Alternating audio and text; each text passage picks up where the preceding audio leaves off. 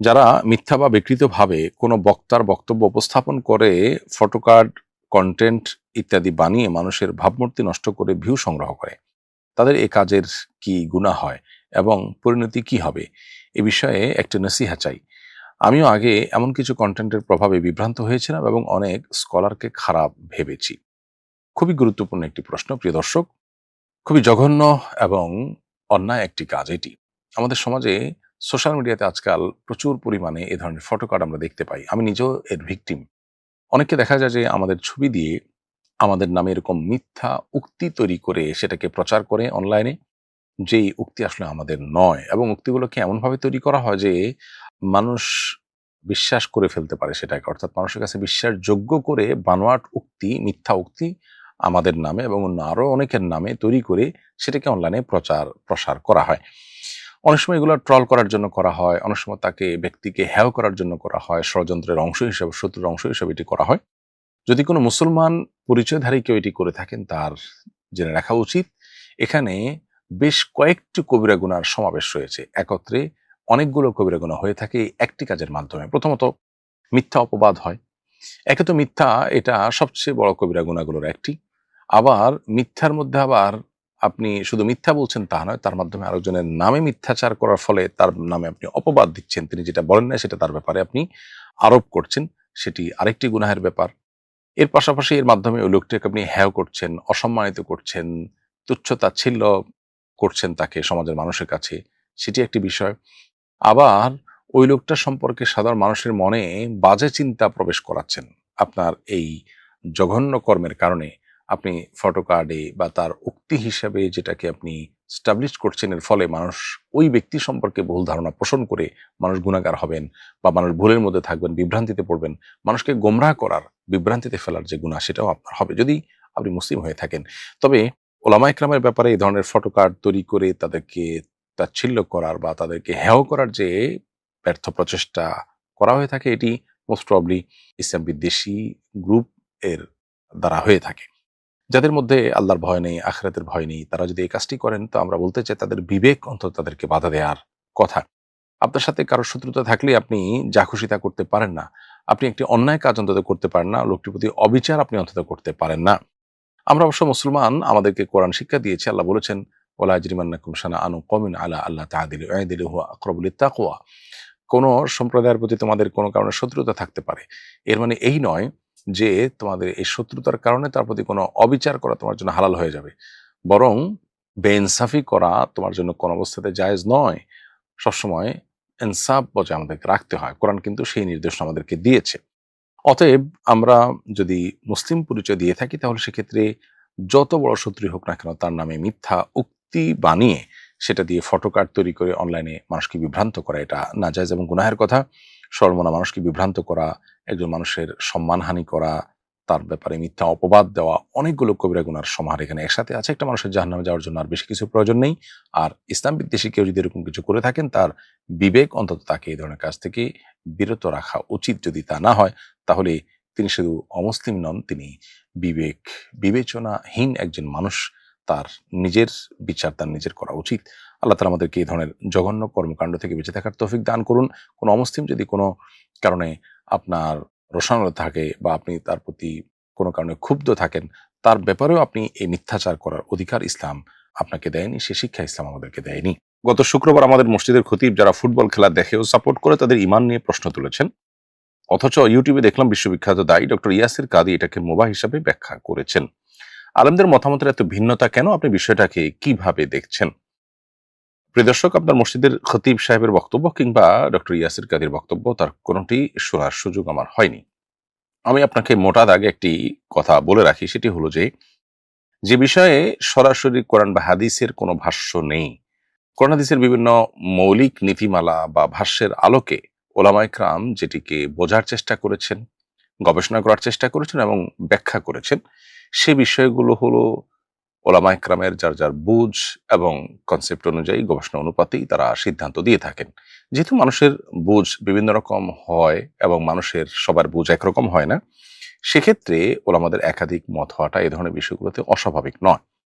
আপনি যদি দলিলের ধার বুঝতে পারেন, তাহলে সেক্ষেত্রে আপনি সেটি খেয়াল করলে আপনার কাছে সিদ্ধান্ত গ্রহণ করা, কোন মতের উপর আপনি আমল করবেন সেটা গ্রহণ করা আপনার জন্য সহজ হবে।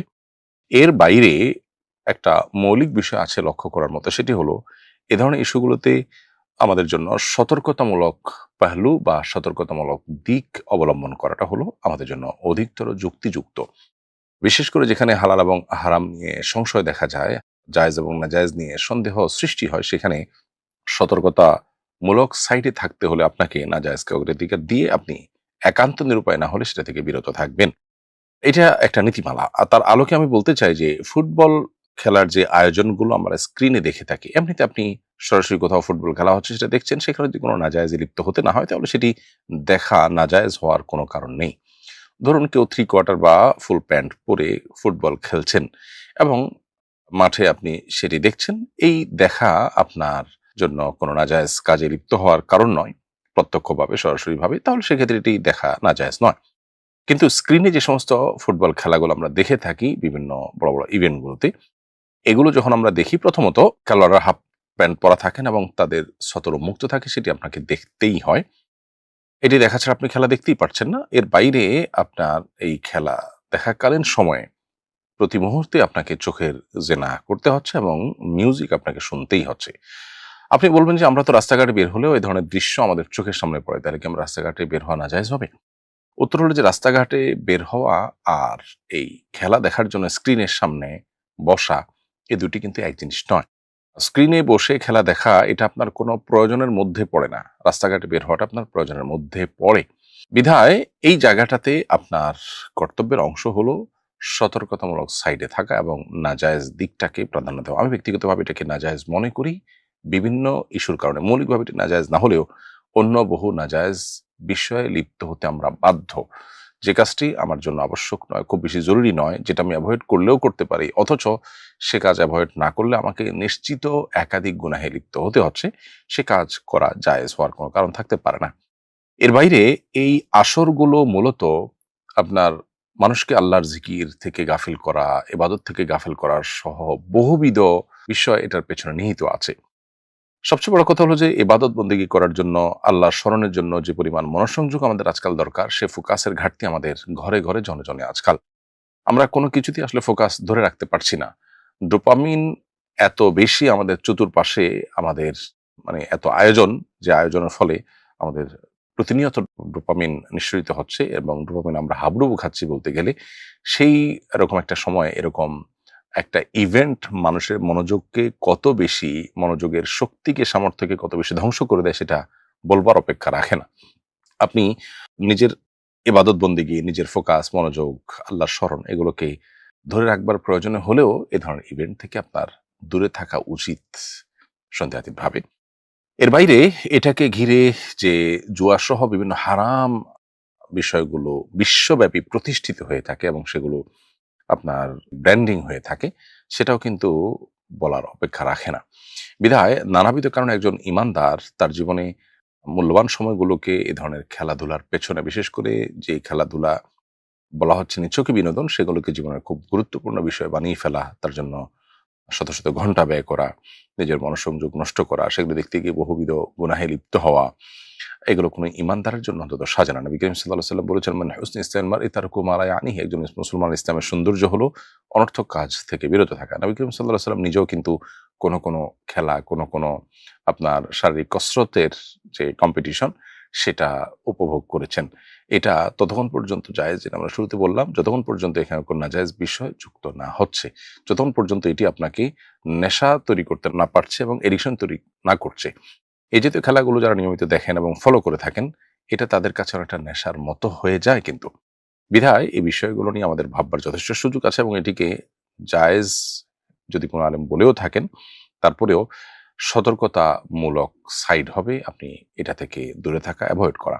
পশ্চিমে যে সমস্ত ওলামা একরাম থাকেন, তারা পশ্চিমের প্রভাবে অনেক ইস্যুতেই তারা কিন্তু বেশ খানিকটা বলা যেতে পারে মডারেট হয়ে থাকেন, বেশ খানিকটা তারা কম্প্রোমাইজিং হয়ে থাকেন। সেটা পরিবেশের প্রভাব অনেকটা বলতে পারেন। এই বিষয়টা কিন্তু বিভিন্ন ক্ষেত্রে আমরা দেখেছি। সমকামীদের মতো একটি স্পষ্ট হারাম বিষয়, যে বিষয়ে আমাদের কোনো দ্বিমত নেই, ভিন্নমত নেই, সে ব্যাপারে দৃষ্টিভঙ্গি কি হবে? এ বিষয়ে আমি পশ্চিমের আলেমদের মতামত শুনে বেশ অবাক হয়েছি। সব আলেমদের না, কোনো আলেমের মতামত শুনে বেশ অবাক হয়েছি। তো এই জন্য কেউ যদি কোনো হারাম বা কুফর দ্বারা পরিবেষ্টিত এলাকায়, কাফের অধ্যুষিত এলাকায় বসবাস করেন, সেখানে সব কথা তিনি মন করে বলতেও পারেন না, এবং এলাকাতে যে তার ওই অঞ্চলে যে হারাম বা কুফরের ছড়াছড়ি আছে সেটার প্রভাব তার মধ্যে কিছু না কিছু হলেও পড়ে, আর কিছু না হোক একটু হলে তিনি কম্প্রোমাইজিং হয়ে যান। ফলে এই বিষয়টিও আমাদেরকে মাথায় রাখতে হবে সিদ্ধান্ত নেওয়ার ক্ষেত্রে। একজন বাবা বৃদ্ধাশ্রমে বসে ছেলে মেয়েদের অভিশাপ দিয়েছেন এবং বলেছেন তার সন্তানরা যেন তার মৃত্যুর পর লাশটাও না ছুঁইতে পারে। সম্প্রতি এটি মিডিয়া ভাইরাল হয়েছে। ঘটনাটি আমাকে গভীরভাবে ভাবিয়েছে। আমার মেয়েও আমার কথা শুনে না। ছেলে মেয়ে এবং বাবা মায়ের উদ্দেশ্যে একটু নাসিহা করবেন প্লিজ। প্রিয় দর্শক, বিভিন্ন মিডিয়া মারফত এই ঘটনাটি আমাদেরও চোখে পড়েছে এবং বাবার সে কান্না ভেজা চেহারা, মলিন চেহারা, সেটি আমাদেরও চোখে পড়েছে। এ যুগে নিজের সন্তানকে মানুষের মতো মানুষ বানানোর মতো কঠিন কাজ আরেকটি সম্ভবত নেই। গোটা বিশ্বের চতুর্দিকে তাকালে আপনি দেখতে পাবেন আমাদের সন্তানদেরকে আধুনিক, ক্যারিয়ারিস্টিক, শিক্ষিত করবার নাম করে নানাভাবে তাদের মোরালিটি ধ্বংস করে দেওয়া হচ্ছে। সন্তানদেরকে পশ্চিমা পৃথিবীতে তো নিয়মিত বাবা মা থেকে দূরে সরাবার বিভিন্ন আয়োজনই করা হয়। অর্থাৎ বাবা মার সাথে সামান্য কোনো মনোমালিন্য হলেও কর্তৃপক্ষ বা প্রশাসন সেটাকে কেন্দ্র করে বাবা মা থেকে তাদেরকে বিচ্ছিন্ন করবার বহুবিধ উদ্যোগ নেয়। কখনো সেটাকে মিটমাট করার, মীমাংসা করবার উদ্যোগ নেয় না। আল্লাহ তাআলা সাধারণ অন্য মুসলমানদের ক্ষেত্রেও বলেছেন ওয়াসলুহ খায়র, মীমাংসা উত্তম। আল্লাহ বলেছেন ফাসলিহু বাইনা আখাওয়াইকুম, তোমরা মুসলমানরা পরস্পরের মধ্যে মীমাংসা করবার চেষ্টা করো।